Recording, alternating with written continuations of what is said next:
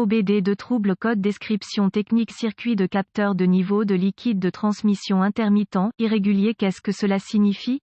Ce code de diagnostic générique (DTC) du groupe motopropulseur s'applique généralement aux véhicules équipés d'OBD2 qui ont un capteur de niveau de liquide de transmission. Les marques de véhicules peuvent inclure Sensi Limited, GM, Chevrolet, Ford, Dodge, Ram, Toyota, Hyundai, etc. Ce code est rare. Le capteur de niveau de liquide de transmission (TFL) est utilisé pour allumer un témoin lumineux sur le tableau de bord en cas de faible niveau de liquide. Lorsque le niveau de liquide se situe dans une plage acceptable, le commutateur est mis à la terre. Lorsque le liquide de transmission tombe en dessous d'un niveau prédéterminé, l'interrupteur s'ouvre et un avertissement bas niveau de liquide de transmission s'affiche sur le tableau de bord. Les capteurs TFL reçoivent une tension de référence du PCM. Le PCM surveille le circuit et lorsqu'il reconnaît que l'interrupteur s'est ouvert, il active l'avertissement de bas niveau de liquide sur le combiné d'instruments. Le code P070E est défini lorsque le PCM détecte un problème intermittent avec le circuit du capteur de niveau de liquide de transmission. Les codes associés incluent P070A, P070B, P070C, P070D et P070F. Gravité du code et symptômes. La gravité de ce code de transmission est modérée à sévère. Dans certains cas, ce code et les codes associés peuvent indiquer un faible niveau de liquide de transmission qui, sans surveillance, peut endommager la transmission. C'est une bonne idée d'adresser ce code dès que possible. Les symptômes d'un code d'anomalie P070E peuvent inclure témoin lumineux de liquide de transmission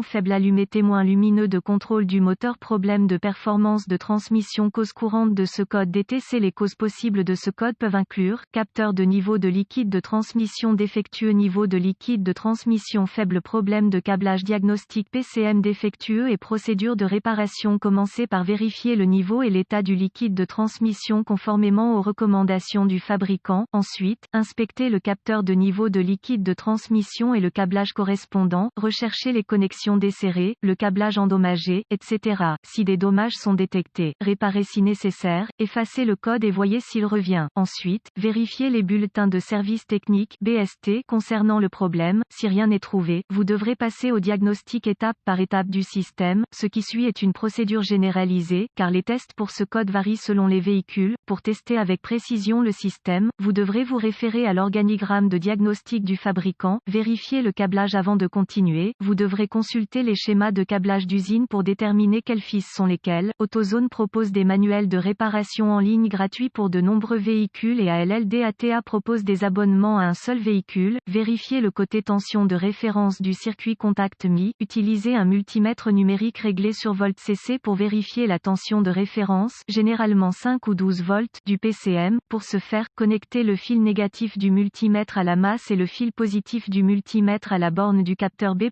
du côté faisceau du connecteur. Si aucun signal de référence n'est présent, connectez le compteur à ohm, contact coupé, entre la broche de tension de référence sur le TFL et la broche de tension de référence sur le PCM. Si le compteur lit hors limite (OL), il y a un circuit ouvert entre le PCM et le capteur qui devra être localisé et réparé. Si le compteur lit une valeur numérique, il y a continuité. Si tout va bien jusqu'à présent, vous voudrez vérifier que le PCM est alimenté. Pour ce faire, mettez le contact et réglez le compteur sur DC volts. Connectez le fil positif du multimètre à la borne de tension de référence du PCM et le fil négatif à la masse. S'il n'y a pas de tension de référence du PCM, le PCM est probablement défectueux. Cependant, les PCM vont rarement mal, c'est donc une bonne idée de revérifier votre travail jusqu'à ce point. Vérifiez le côté terre du circuit contact coupé. Utilisez un multimètre numérique réglé en ohms pour vérifier la continuité. Connectez le compteur entre la borne de terre du capteur de niveau de liquide de transmission et la masse du châssis. Si le compteur lit une valeur numérique, il y a continuité. Si le compteur lit hors limite (OL), il y a un circuit ouvert entre le PCM et le capteur qui devra être localisé et réparé. Vérifiez le capteur. Si tout se vérifie à ce point, le capteur est probablement défectueux.